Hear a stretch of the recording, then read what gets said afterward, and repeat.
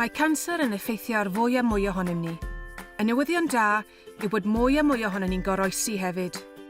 Os ydych chi neu eich meddyg yn amau bod gennych chi ganser, neu os yw'r sgrinio'n dangos problem neu achosi pryder, byddwch yn cael eich atgyfeirio i ysbyty er mwyn cael mwy o brofion. Os byddwch yn cael diagnosis o ganser, byddwch yn gweithio gyda thîm o arbenigwyr i gynllunio eich triniaeth. Gallai'n opsiynau gynnwys llawdriniaeth yn yr ysbyty, triniaeth fel chemotherapi neu radiotherapi, neu gweithio gyda chi i reoli eich symptomau.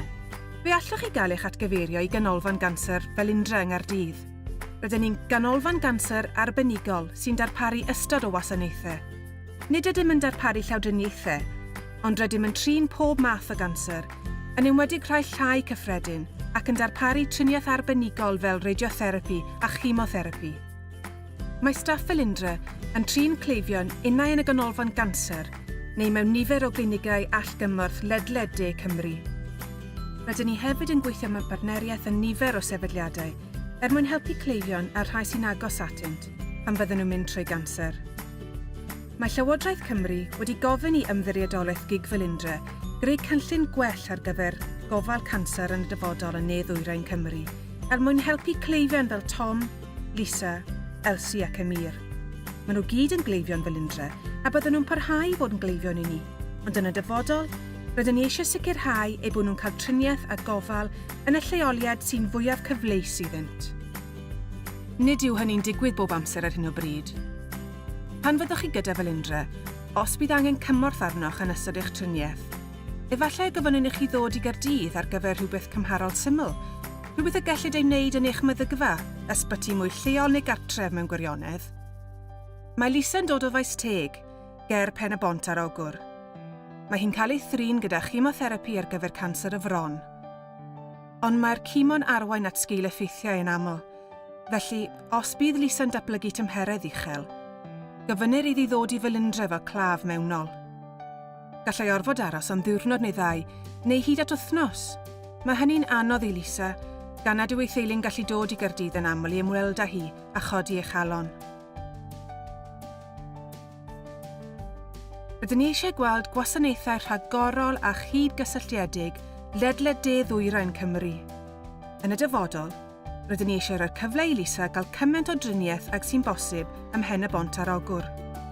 Bydden nhw'n cefnogi hyn trwy wella'r adnoddau a'r gwasanaethau sydd gan fel Indre ar draws De-ddwyrain Cymru, trwy ddatblygu lleoliadau newydd ar yr un pryd. Felly, yn y dyfodol, bydd teulu a ffrindiau Lisa yn gallu dod i'w gweld hi'n reolaidd, a fydd yn codi ei chalon a'i helpu i ddychwelyd i'w swydd a ddysgu'n gynt. Mae Tom, sy'n byw yng Nghaerdydd, yn dioddef o ganser y ceilliau, ac mae eisiau dychwelyd i'w fywyd arferol cyn gyntyd a phosib mwyn iddo allu cynnal ei deulu. Nid yw eisiau cael triniaeth yng nghartref y teulu o gwbl.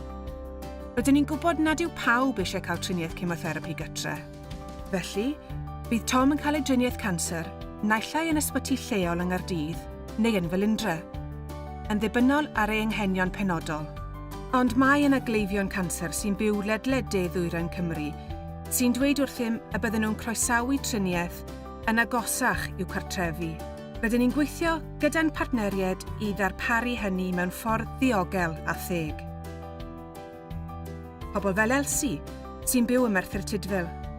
Mae angen gofal lliniarol gan gynnwys chemotherapi ar Elsie ar gyfer eich chanser o cylyddyn datblygedig. Nid yw hi eisiau mynd i'r ysbyty os oes modd. Byddwn ni'n gweithio gyda'n holl partneriaid lleol i roi cymaint o driniaeth, gofal a chymorth i Elsie ag y gallwn gytre, oherwydd dyna le mae hi'n fwyaf cyfforddus. Ac yn olaf, Emyr. Mae ganddo ganser y brostad a bydd angen radiotherapi arno, ond mae'n byw 20 milltir o Gaerdydd. Ar hyn o bryd, pan fydd Emyr yn cael problemau driniaeth, mae'n rhaid iddo deithio i fel Indre. Yn y dyfodol, bydd yn cael mwy o'i driniaeth yn lleol. Bydd ei deulu sy'n brysur yn cynnal y busnes yn gallu ymweld ag ef yn aml. Wrth i fwy o bobl gael canser, mae'r galw am wasanaethau canser a radiotherapi yn arbennig yn cynyddu o flwyddyn i flwyddyn. Mae ein rhaglen wedi ei llunio i wella'r daith canser o'r dechrau i'r diwedd, gan roi cleifion wrth wraidd y cynlluniau. Rydyn ni'n gweithio gyda'n holl partneriaid i gyflawni hyn. mwyn darparu gofal gwell i'n cleifion, bydd angen i ni adeiladu canolfan ganser newydd yng Nghaerdydd a fydd hefyd yn cynnwys cyfleusterau addysg, ymchwil, datblygu a threialon clinigol rhagorol. Byddwn nhw'n gweithio gyda'n partneriaid i ddatblygu mwy o wasanaethau ac i ddarparu triniaethau yn agosach at adref. Ac i ymdopio nifer gynyddol o gleifion a mae arnyn nhw angen radiotherapi. Rydyn ni'n bwriadu adeiladu canolfan radiotherapi arall, llai o faint yn Ne-ddwyrain Cymru. Rydyn ni ar daith i wella gwasanaethau canser i gleifion. Rydyn ni'n credu y bydd pawb, cleifion, darparwyr gwasanaeth a staff, yn elwa ar y newidiadau. Felly, pam na wnewch chi ymuno ni ar y daith gyffrous hon?